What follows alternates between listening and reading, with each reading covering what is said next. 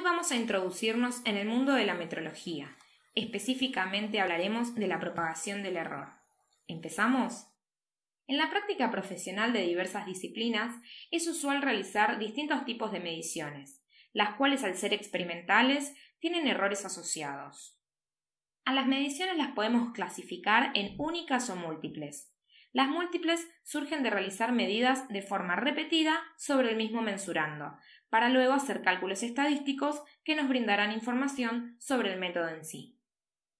En este video nos vamos a focalizar en las medidas únicas, que son aquellas en las que se obtiene un solo resultado como producto de la medición de alguna magnitud. Estas pueden subclasificarse en directas e indirectas. Las medidas directas son aquellas en las que el valor de la magnitud a medir resulta de la única interacción entre el mensurando y el instrumento debidamente calibrado, mediada por el operador. En cambio, en las medidas indirectas, llegamos al valor de la magnitud a determinar a través de las operaciones matemáticas que involucran uno o más valores de magnitudes que se midieron directamente. Entonces, sabiendo que cada medida tiene asociado un error absoluto, ¿cómo se puede estimar su valor en una medida indirecta? Una herramienta que nos permite hacerlo es la propagación del error. Pero, ¿qué es la propagación del error? ¿Cómo se lleva a cabo una propagación? ¿Y qué información nos brinda? En un principio, la propagación del error consiste en un cálculo matemático donde aplicando derivadas parciales a la ecuación utilizada se obtiene el error de la medida indirecta.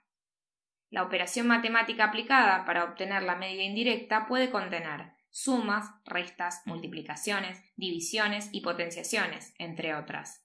Según cuál de estas sea usada, el procedimiento de propagación será distinto. ¿Cómo se lleva a cabo una propagación? Cuando se tiene una medida indirecta, que es la suma o resta de términos, el error absoluto es igual a la suma de los errores absolutos de cada una de las medidas directas. Un ejemplo es la determinación del perímetro de un triángulo escaleno, para el cual se mide por separado la longitud de cada uno de sus lados y luego se suman los valores obtenidos. Como esta es una medida indirecta que solo involucra sumas, el error absoluto del perímetro es la suma de los errores absolutos de cada una de las medidas de los lados. Es importante tener en cuenta que durante la propagación los errores siempre se suman, independientemente de si la ecuación contiene sumas o restas, ya que se estima el máximo error posible involucrado. Ahora bien, en el caso de productos, cocientes y potenciaciones, el error absoluto de la medida se obtiene a partir de su error relativo. La propagación del error propone que el error relativo de la medida indirecta sea igual a la suma de los errores relativos de los términos involucrados.